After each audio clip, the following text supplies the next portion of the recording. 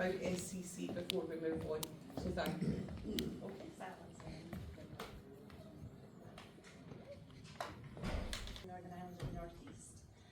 Just to run through the running order for today.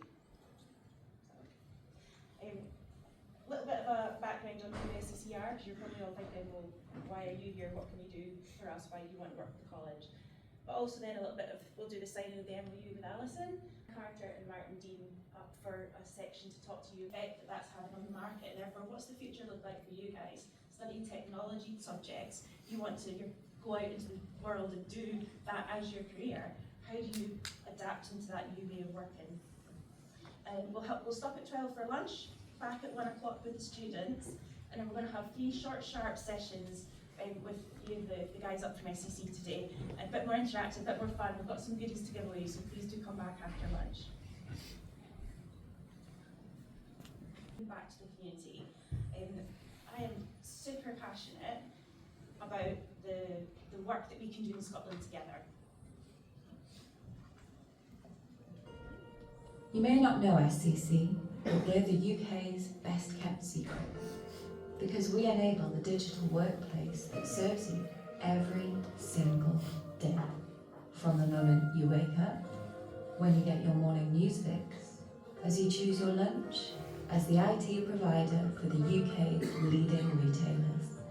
And when you don't fancy cooking at home, we help you with your shopping, thanks to the support we provide to major logistics companies, support you with DIY projects, and if you're looking for a new home and your essential utilities, keeping in touch with loved ones so you can collaborate with colleagues and have fun times too, be that virtual or when you want to spend quality time relaxing. We even help you complete your tax return structure for car manufacturers, financial services, and in unmaintained roads, in the air, and universities to help educate the next generation. And across the NHS and social care to accelerate the digital delivery of services, while we keep the nation secure from cyber attacks and keep people safe. As we simplify the complex, great things happen when you work with SCC.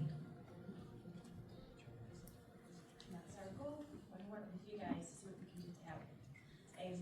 So you are maybe familiar with plenty of technology companies, HP, Microsoft, Apple, IBM, etc. And customers, we're the guys that can bring all that together, make it work, design it, implement it, support it, manage it, make sure that it works well in the background so that everybody doesn't need to worry about that in their day-to-day life. The Rigby Group are our holding company. We are a family-owned business still, 50 years old this year. Our founder and chairman, Sir Peter Rigby, was awarded his knighthood for his work in the Midlands. We're a Birmingham-based company, but we've been in Scotland for about 35-40 years. We're based in Livingston, and SCC is part of that business. So we are the founding company that Sir Peter set up that 50 years ago. We've initiated this partnership with the college in an effort to realise what my personal goal is, I guess, with the market that we have in Scotland and the team that I work with, which are here today with me. But we are genuinely passionate about driving and delivering meaningful change for our customers and for the citizens that we work with. Yes, we're a technology of significant standing, as you can see from the slide, but we're also a family-run business, and our philanthropic efforts that come right through that culture of business are really important to everybody that works there. So what we do,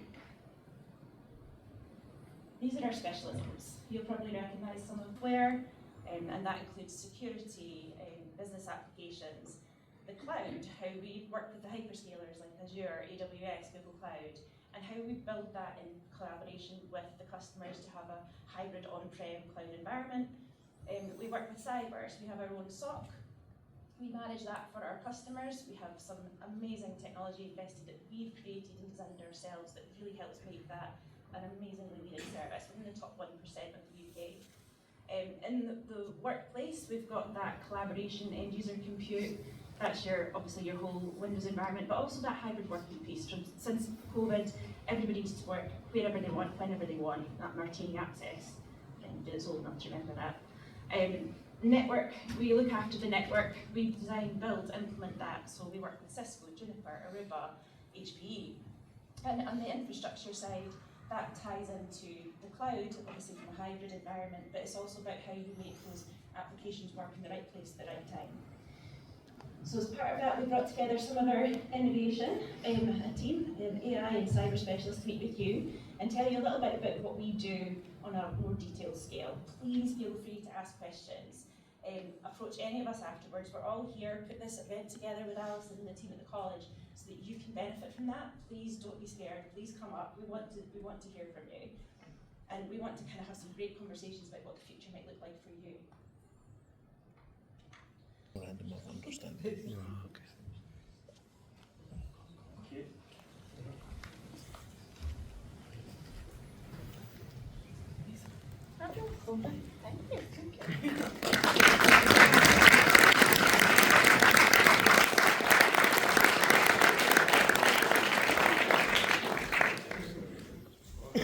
So without further ado, I will introduce you to Martin and Dan. They'll introduce themselves a little bit better than I can, but they've got some amazing stuff. We always love hearing from Dan as a team. He's always got something new on the go. Yes, so Dan, Martin, welcome to the stage.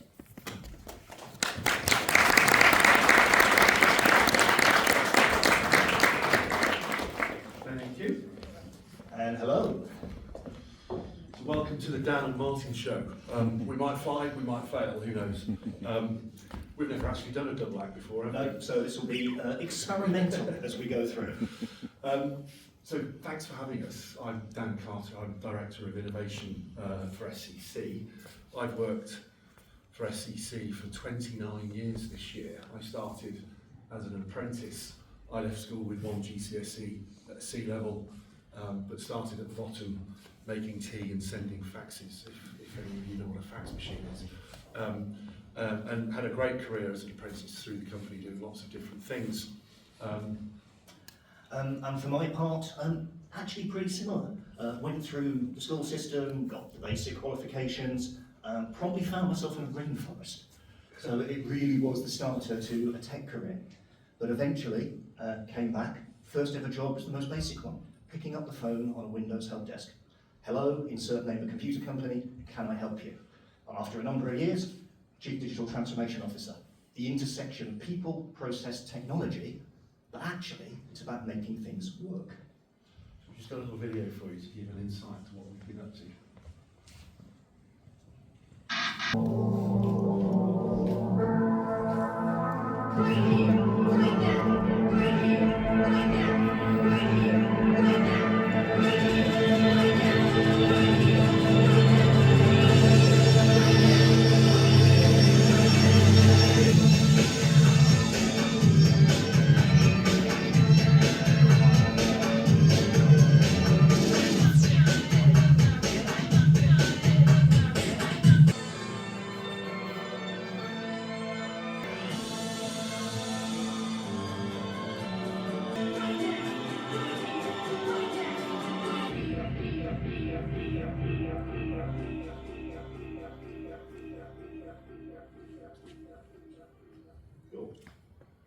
So, innovation. Our role is really to think differently. Think of us as a skunk works model within the business. We orbit the mothership and we think differently. We come up with great ideas. We're customer driven. We are radical. We fail a lot, and failure is fine as long as you fail fast and fail cheap, because you learn during that process. The IT industry is too full of solutions. And chucking it over to the marketing department and the sales department, by the time they've got a customer that's interested, what you've built is out of date. So be agile. And you've got to keep asking why. Why are you doing something? Why does the customer want something? What problem is it actually solving? And unless you're really inside the head of the viewpoint of the customer or the person that needs to receive something, you can miss. You can not end up with what they want. Yeah. So we've done loads of cool stuff. IoT, smart spaces, urban digitisation, putting sensors in drains, on lampposts, water flow, air quality, weather, We've done loads of cool stuff around video intelligence. We'll bring some of this alive actually in later slides. I'll show you some of what we've done. The video intelligence was really cool. AI is the next industrial revolution. You know, not many of you would be around when the PC, the x86 PC came to life in the 80s, which was a real transformation in the IT industry. Then the x86 server wave came, which brought high computing power to the office. And of course, some of you, most of you, would have been around when the cloud came alive. Hyperscale, huge computing capabilities in public cloud. AI will dwarf all of those. AI, industrial revolutions, is that they do leave large parts of society behind. If you want to predict the future, look at the past, right? Every industrial revolution that's ever happened in the UK has left hugely the same. Even in SCC today, one of the largest technology companies in the UK, we've probably got 150, 200 people with AI skills out of 9,000 people. And that's probably representative in any industry today. Martin, do you want to? Absolutely. So what are we getting at here? Don't be afraid of AI taking your hob. Now, I'm sure not many people are particularly worried about someone running around in someone's kitchen, but it's a really good case in point. So this is an AI-generated image, and as we were typing this in with a thumb on a phone, there was a typo. So it makes the first point. You get a letter wrong, you get the instruction wrong, well, that's what you get out. But there was an actual phrase we were going for, and I'm sure you can probably work out what that is. The actual quote is, don't be afraid of AI taking your job, but be very, very afraid of an AI-augmented human doing a better job than you can by yourself. And I don't mean let's go and play the latest version of Cyberpunk and stick some implants in and go down in that direction. But the minute you use a tool to do something, you are potentially getting AI support. If you use GPT to ask a question, well, what's it doing in reality? It's giving you answers. But what a lot of people don't realise is it knows nothing. Now, for the technical in the audience, you know all this already. But all it's doing is statistically saying, what's the next most likely word? Such a really simple concept, and you can get into lots more detail, but giving you that level of output. But your advantage in the working world in the future is going to be understanding how to use those tools. Where's the human brain that sits on top and analyses it and adds context and makes it make sense? And when we talk later about something called TLP Red, we'll talk about the role of analysis. In that particular instance, at the shiny end of cybersecurity. So, if you look at right across the SCC customer base, which is all public sector, all private sector, there is a huge demand for skills around AI, which is really why companies like SCC exist. They have the need to outsource capacity. So we're hell-bent on developing AI skills, working with people like yourselves, with academic institutions like yourselves, to develop AI skills so that they're fit for industry. At the tail end of that industrial revolution, there are people out there who don't have digital skills, right? So if you were to draw a 5-mile radius around our head office, this is 2 years worth of work where in October we launched the Digital Futures Institute that carries our chairman's name. Aston University, very 4 miles within the university that focuses on AI in health, data science, digital society, bioinformatics and gamification. I think I've remembered everyone. And the point there is when we need scientific and academic thinking, we can lean into the university and get access to that capacity. So any solution where an off-the-shelf piece of technology cannot deliver an outcome, we lean into academia and get that world excellence capacity. And there, I won't read any of that. You can see some of the centres of excellence and some of the capabilities that exist within the university. We'll make these slides available, actually, so you can see people taking photographs. We all send them out. So we're working with West Mercia Police actually, where we model for radiology. There's a national shortage of radiologists up and down the country. This process of looking at a CT, MRI, DICOM image would normally take about 20 minutes, and as you can see, centre and right, immediately within a second we've identified lung cancer. If we take that on, now we've trained the model to 99.7% accuracy, we can then point it at the hospital's PACS system. The PACS system is the main database where they keep all their X-ray and MRI images, and now we can go find things that were never looked for in the first place. I broke my rib, I had an X-ray for the doctor to look at my rib. He wasn't looking for lung cancer. Well, now we can go find. So this is using AI to operate beyond human scale, beyond human accuracy, to save time, to make humans be better. It's a target for people to attack, to hack, for all sorts of reasons. So let's have a guesstimate, please. How many cyber attacks were attempted during the Olympics? You've got 250,000. Is this a higher, lower game? It might be that way around. Any advances on 250,000? 500,000. Any advances? 1 million. Someone give me a number you think is unrealistically high. Far too low.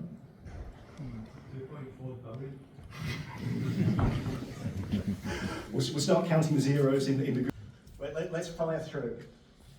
Yeah, so, you know, we over 800 individual sporting events.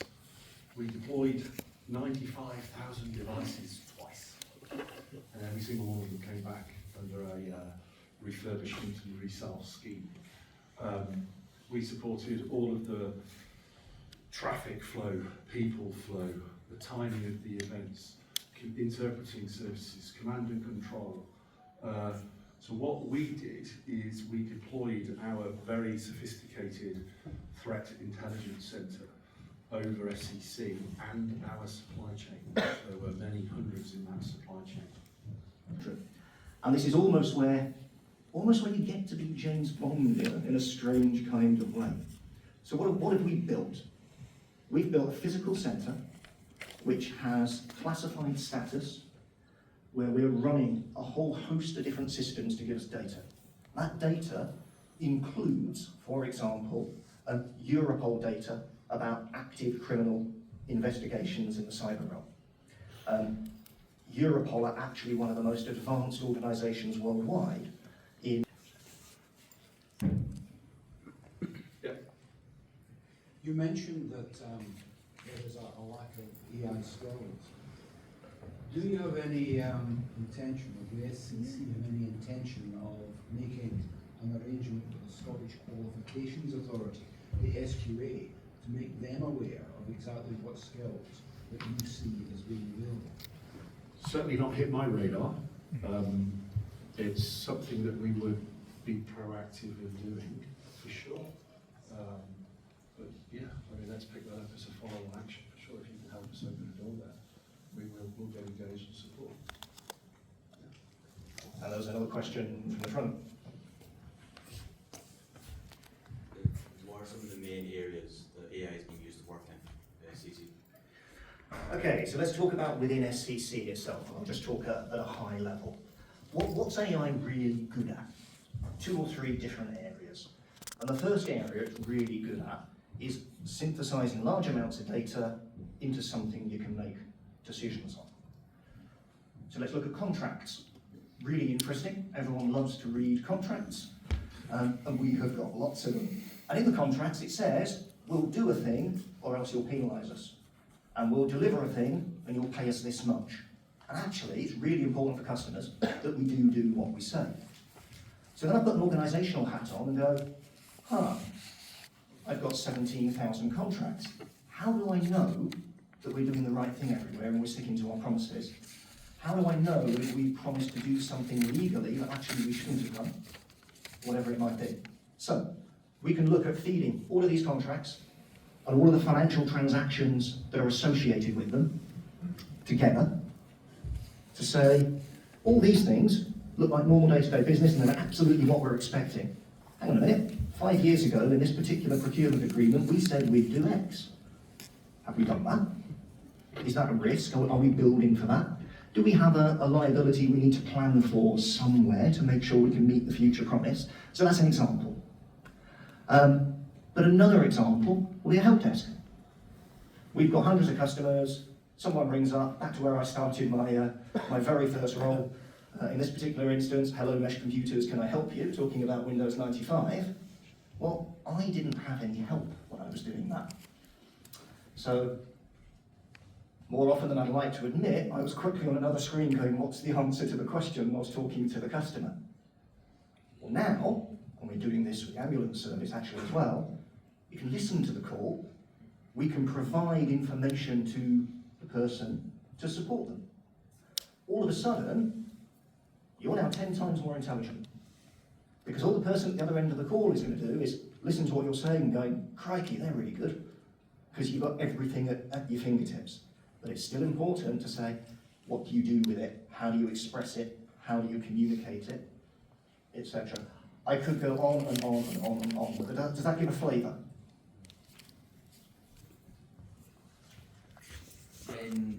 When SCC are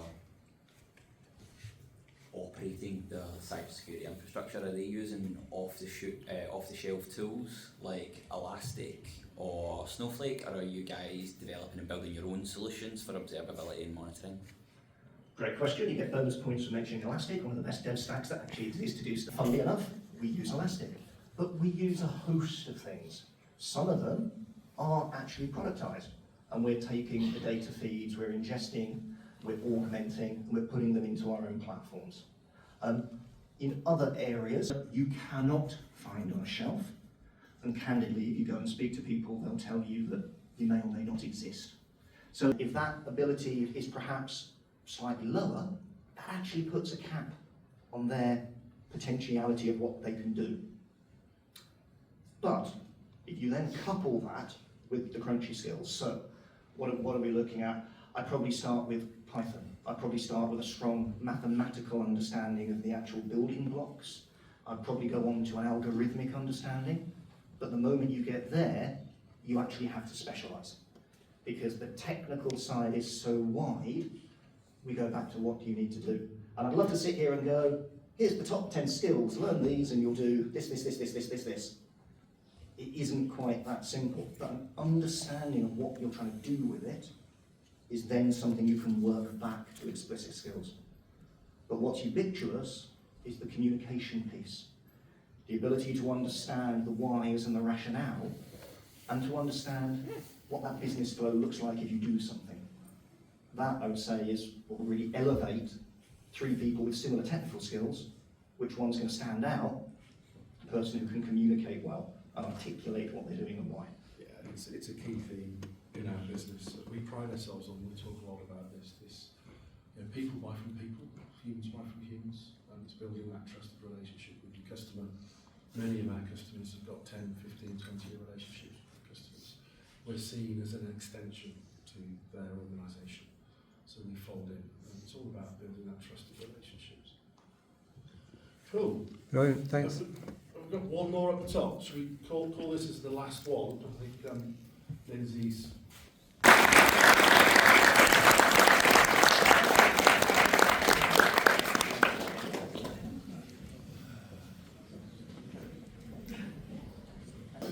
I'd like to kind of welcome Dan, Martin, Phil and Rose back to the stage, and we'll have a little bit of a panel discussion on some of the questions that you guys actually raised already.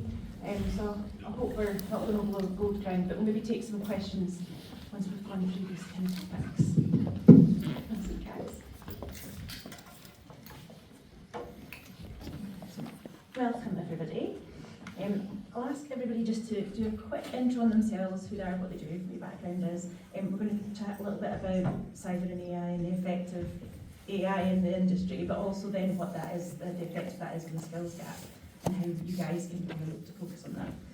Rose, do you want to go first? Hi everyone, my name is Rose. I am an artificial intelligence and innovation consultant at SCC. I work in Dan's team in the innovation department. I have a pretty technical background. I did computer science, and then I did a master's degree in artificial intelligence with business strategy here in the UK. And I've been working in the tech industry, AI, innovation, healthcare for about 8 years now. So happy to be here. Thank you. So Rose is definitely the smart one. But you just heard from myself, so Martin Dean, Chief Digital Transformation Officer, SCC. Philip Atkin, I'm a cyber security sales specialist at SCC. I've been in the industry for about 25 years, so it used to be called IT security, now it's cyber security. My job generally is to listen to customers and ask questions, and often those first two questions are, what are you trying to protect, and how are you going to go about that, and do you have a plan? I think you've heard enough. So I guess what we kind of want you to talk about is, obviously you guys you're picking up on it. AI is a huge buzzword. Everybody's talking about it. It's the next industrial revolution. But public services are seeing that as a way to innovate, save money, efficiency. We've heard, I don't know if you guys pay enough attention to the news, it's a bit boring, but with regards to the government, the UK Prime Minister wants to fund AI innovation in public sector services. As Dan pointed out, there's so much we can do in the NHS, and we've got to help improve those, but the funding is just not there, and until we start taxing people, that's not going to improve. So we need to make things more efficient. But also from a commercial industry perspective, there's a lot of ways to innovate there, to make more efficiencies, to drive better market advantage, to keep you ahead of the game. So where does that leave the tech market? And with respect to the skills and people that we need in order to move forward, right? So my question to you guys, and you can volunteer who wants to go first, but quickly, can you give your thoughts on how, in your experience, cyber and AI are actually affecting the market initially? I know you've talked about that a lot, but specifically how it's affecting the market now from a political, economic kind of perspective. I've got an insight. Martin and I met a really interesting chap, Corinne. I forget his surname, but he's the founder of a really interesting company called, I've now forgotten the company. Deep Water. Deep Sight. No. Oh, anyway, now I'm under pressure, I've forgotten the company name. They are a real AI disruptor in the market.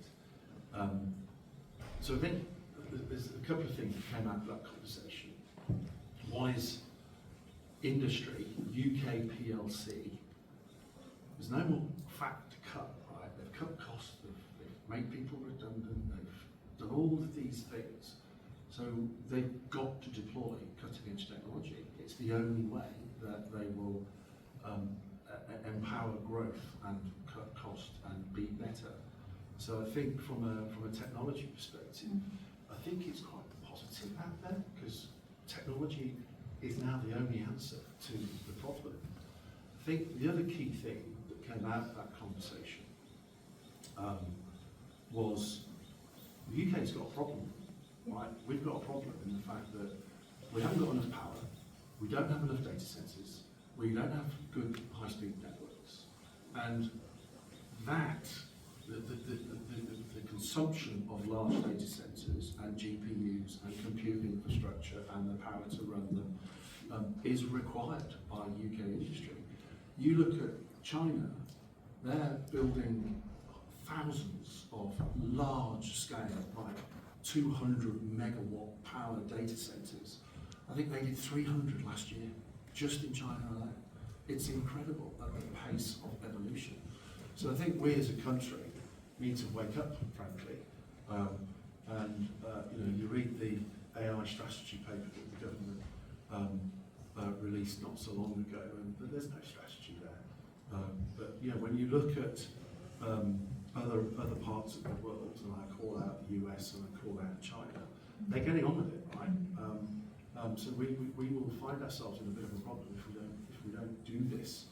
A 200 megawatt data centre is massively significant, right? We've got a data centre in Birmingham, it's 8 megawatts, right? We've close to 10, and they're building 200 megawatt data centres and 300 of them. So those are the key things out of InstaDeep. Thank you. InstaDeep, you found it. An interesting segue from that as well is what effect will this cause? what are we talking about here? We're talking about AI processors, the hardware that's needed to run AI becoming more available. You had a spook in the markets when a Chinese entity announced that they trained a model for less cost and less time, and that put pressure on the current expectations of cost and time. But actually, if you follow that through, as things get more accessible, more organisations are going to say, well, actually now, that's in my affordability envelope or my purview to do something. And so actually the predictions are, does the cost of building something come down? Does the cost of technology come down? Does the power consumption come down? Yes. And that actually generates more demand overall, which is another thing reinforcing that ever-growing need for infrastructure. But the other effect you'll see in the market is that capability will often be used to automate certain tasks. And those tasks will traditionally be the realm, often, of more of an entry-level worker. So your entry level will probably go up. Now this is actually a good thing. It might be daunting, but it means that are probably going to be more knowledge-based and probably just competitive than they would have been 10 years ago. And that's something you can start to adjust for as well.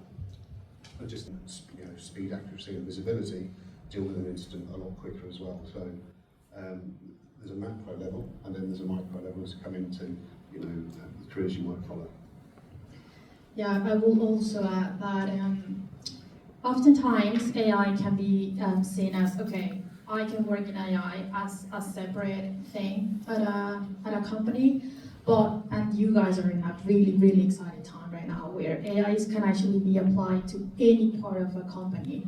So as Martin was saying, companies are now in the need to implement AI, and we were having this discussion internally the other day where a lot of our customers are like, okay, we want to implement AI, but how? So there is a need out there in the market for people to have the big vision about, okay, how can I implement AI in my company or within my processes in a more large scale, not as a isolated thing to do within a company. So it is pushing the market in a very positive way, I would say, because people like you with technical background and with this curiosity of implementing technology.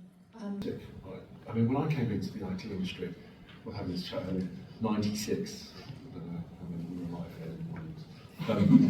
here. The most exciting thing I could sell was a 4.3 gigabyte hard drive. Right? It's just nothing of interest. And you've got access to all of this technology, all of this capability under the banner of cutting-edge technology and AI. Industry needs it. So I think you've got a great opportunity to get under the skin of it. Yeah, I agree. Technology has definitely been a massive opportunity for the market, for our business, for our country. And you guys are there. You're the future of that and being able to take advantage of that. So like you were saying earlier, figure out how to apply what you're learning to business, because that's where you'll get your value. I started straight out of uni doing a science. I started as an administrator at SCC 22 years ago. I was filling the fax machine, I was answering the phones. It's like, and you just work your way up. You learn to adapt with what you're doing in the workplace. So, yeah. I think I'd add as well. I was in a conversation a few months ago. I won't mention the company to protect them for this particular conversation. Very senior IT director from this organisation was on the phone.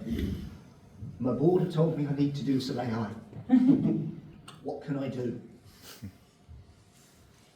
That's really not a helpful statement. Do some AI.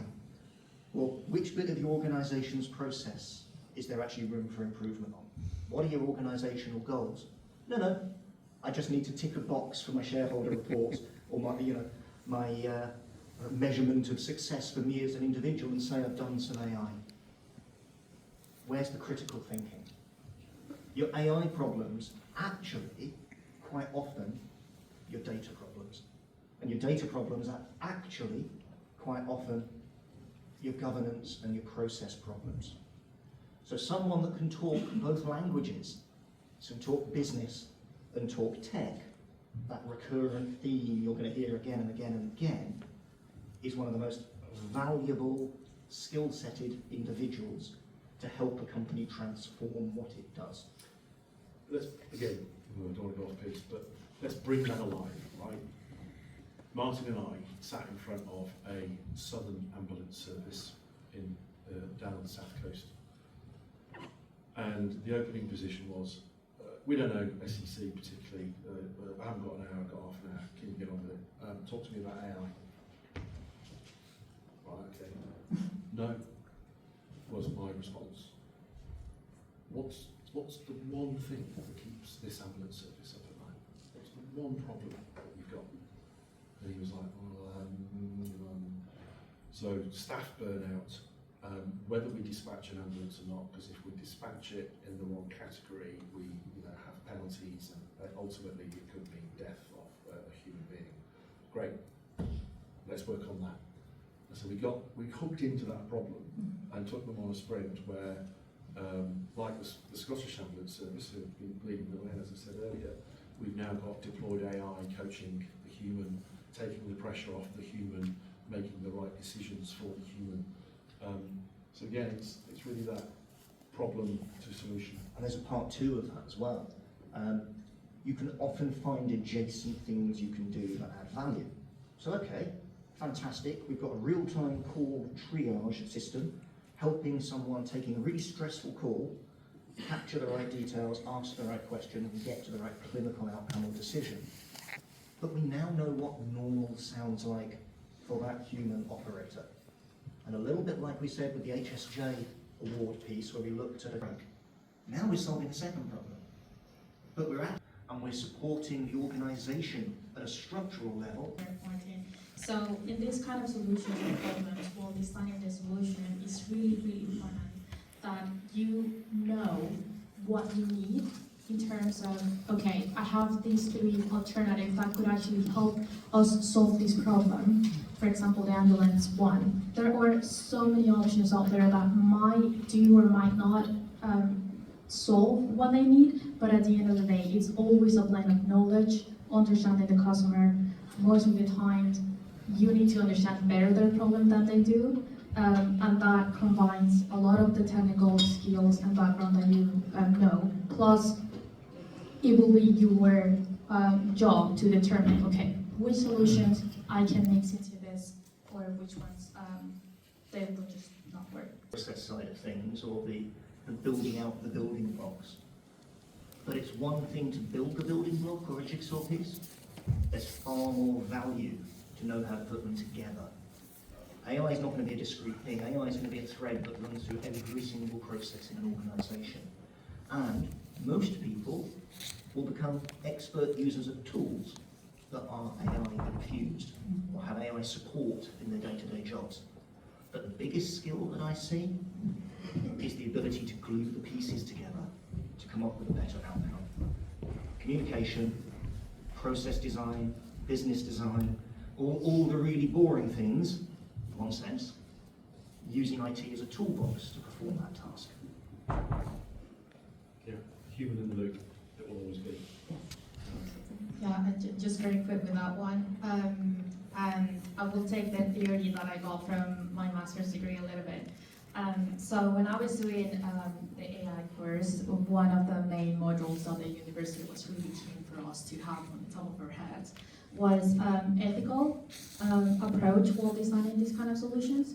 So a good or a desirable AI solution should always go to the point where, okay, I've done all the work, I've done all the repetitive tasks, this is my recommendation. So the human can actually take the last step in that process. So I know there's a lot of misunderstanding or concerns about, oh, but why would I try technology if AI is going to take over everything in the next 5 years, which is not the case. It's all the way around. So as I was saying, you are in an amazing position where people will need your skills to put everything together and to design the solution so that the human can feel comfortable using AI and also having good quality solutions that will impact people and companies out there.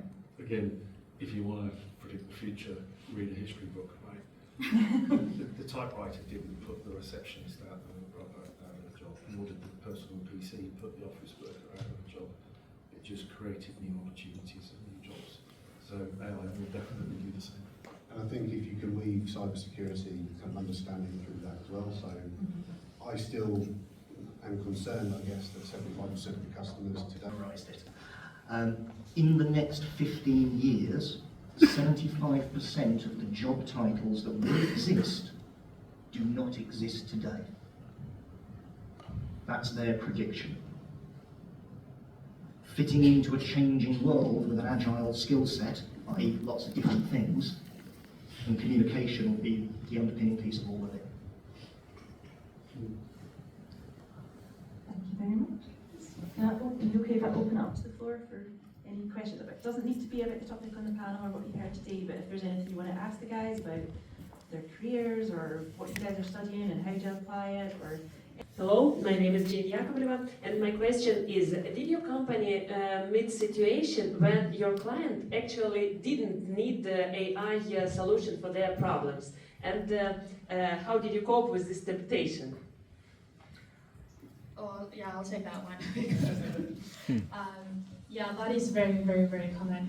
I think I've worked with customers for like 8 years now in multiple different sizes of companies, and actually most of the time they don't know exactly what, like they have either they have a very small idea of what they need, or they just go forward and say, okay, I want AI. So the skills that Martin was mentioning about understanding the problem, being able to explain what the customer needs, it's actually really, really important in these cases. And as a good professionals and a good methodology that we practice at SCC is that we give a customer a fair answer. Like if they don't need AI, we would just say it. It could be just an algorithm, it could be just automation, and they're completely different things that the customers might not be very,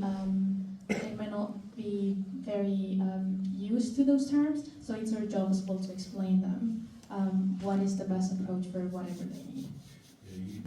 Phil are going to do quick 20-minute lightning round sessions on some more interactive stuff, hopefully a bit more fun and games, and we've got some vouchers, sweeties, etc. to kind of give away some merch.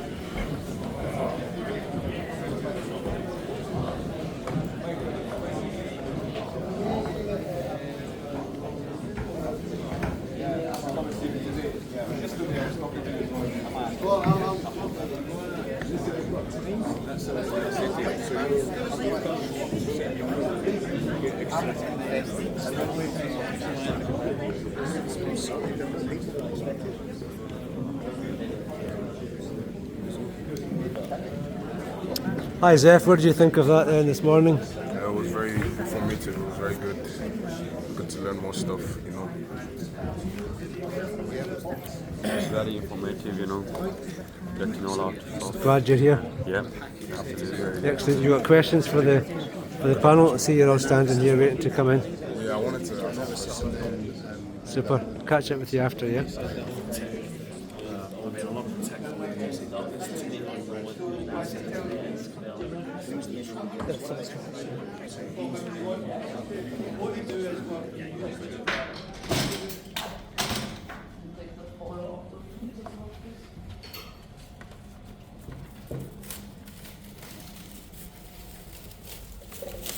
I'll give it a second so it's going to be green on as well. Samir, how did that go this morning then? It's been fantastic. It's really very, very innovational and inspirational talk.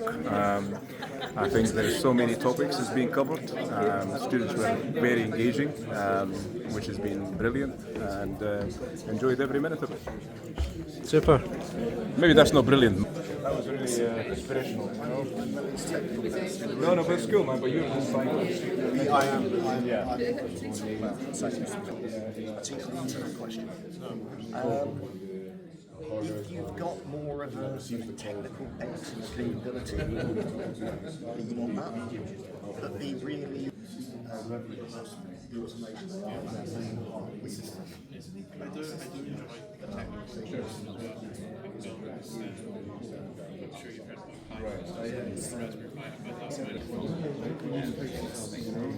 It genuinely scares me. Kind of understands and he was.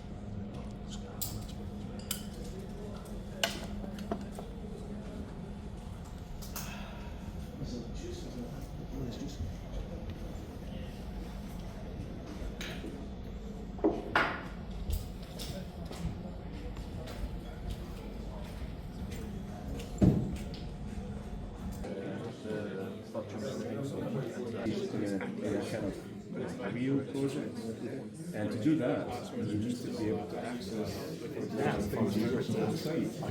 For most people, there's hardly barriers to get, but for most people, Yeah, they're strictly for modelling.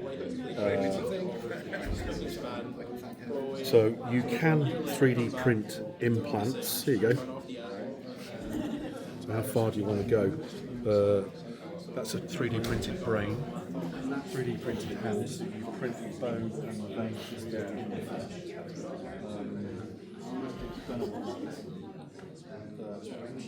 That's fine.